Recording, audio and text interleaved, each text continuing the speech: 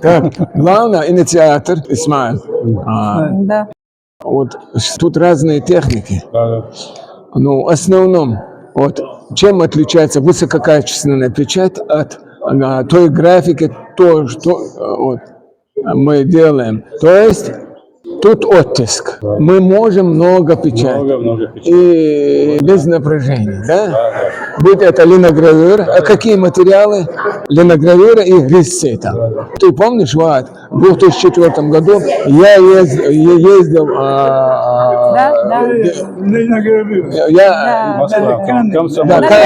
Это там целая бригада. Орлов, бывший ректор Суриковского училища. Вот он, вот, это оттиска, как готовят камни. Там как готовят камни, потом почти что на весу ты делаешь.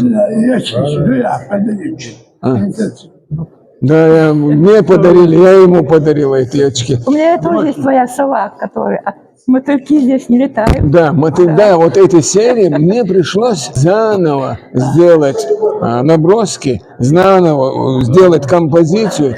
И вот камень-то, он имеет свойство ломаться, там определенное давление. Вот эти мастера, когда мы делаем оттиск, первая, вторая печать, она, если пошла... Там еще отдельный печатник нужен. Да, печатник, офсетные краски, карандаши. Ну, это дорогое удовольствие, но оно стоит. Если мы начнем здесь, вот этот, развернем вот эту кухню, будет, ну, у нас в педуниверситете мы начали эксперимент линогравюры, то есть на линолеуме. Если вдобавок к ксилографию и литографию, если здесь университет, линогравюра, эти литографии и литографии.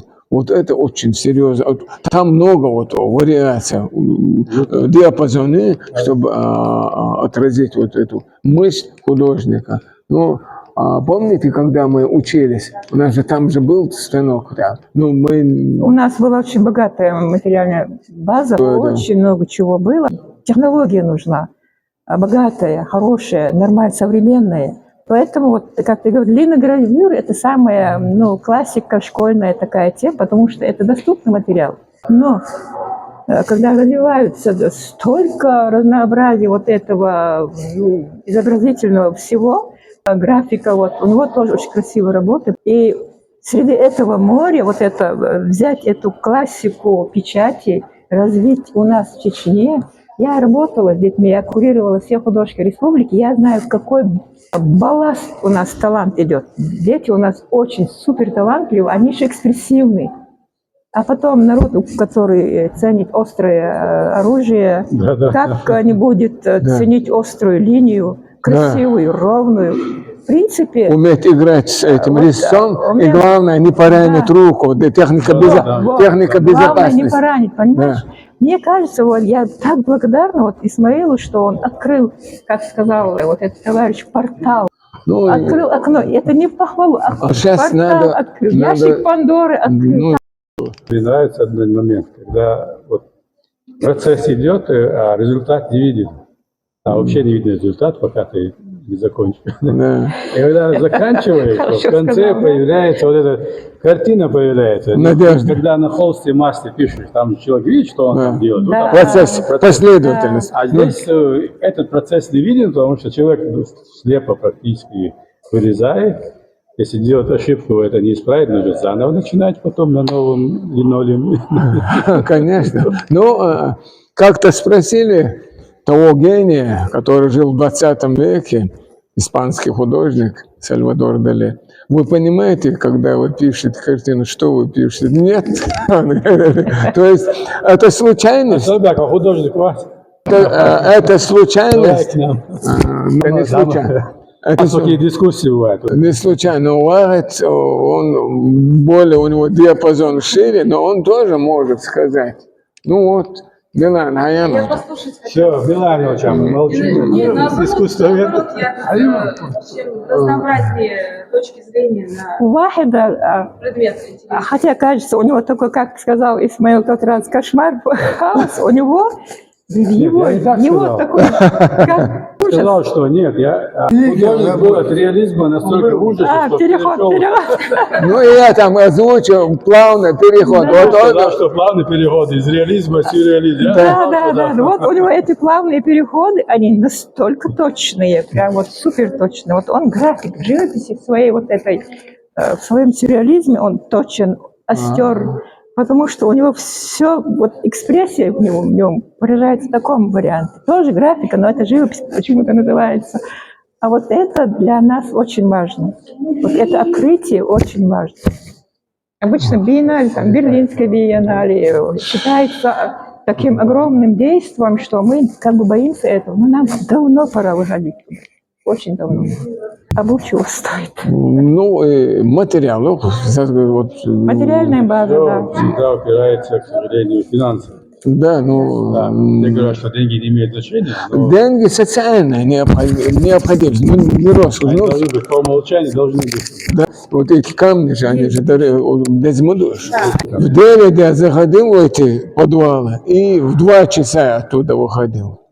Вот 20... Баба просто там такие. Там из согласия Ельчи для литографии, то дикардались. Бушлук, у нас есть на что смотреть. Да, вот лолхош, бен белош. Или там и хозяин, да, ее. Ну, вот он, да, такая, да. Цветная литография. Аппарат помогает творческому процессу, получается, да? Непредсказуемо что-то выдает. Потенциально, я еще просто это техника печати, кинчки чинамую, вот это есть такой же станок, который придавливает краску и с материалом, с листом. Единственное, что современная печатная вся эта система, она предполагает тиражирование одинаковое, да, и саму печать. А здесь это все-таки инструмент для художника, точно так же, как и карандаш, потому что этот станок сам никакое художественное произведение не распечатает, то есть, чтобы это было понимание. Вахид, а можно задать вопрос? Вот в какой момент душевного состояния, настроения вы выбираете работать с живописью и в какой момент графикой? Потому что и то, и другое у вас очень интересно и получается. Я прежде чем, у меня все время одна, как это говорится, художник с самого начала не знает. Я вообще-то графический факультет тоже закончил. Но живопись – это как красивая девушка. Действительно даже. Вообще понятия не имею, но им нравится эти краски красивые. Детям нравится. Поэтому живописью у нас здесь все занимаются. Но я пишу графикой, тоже у меня есть много графических работ. Графика и живопись, они вместе идут. Да.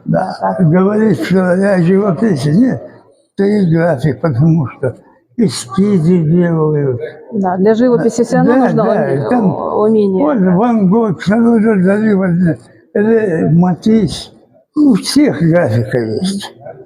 А мне вот было почему интересно насчет настроения. Вот я помню, когда я еще в детстве, или в юношестве, в молодости, в общем, я когда рисовала именно углем или карандашом, я за собой заметила одно. Когда у меня было вот какое-то печальное, грустное настроение, рука тянулась к карандашу. И классическое черно-белое только изображение получалось.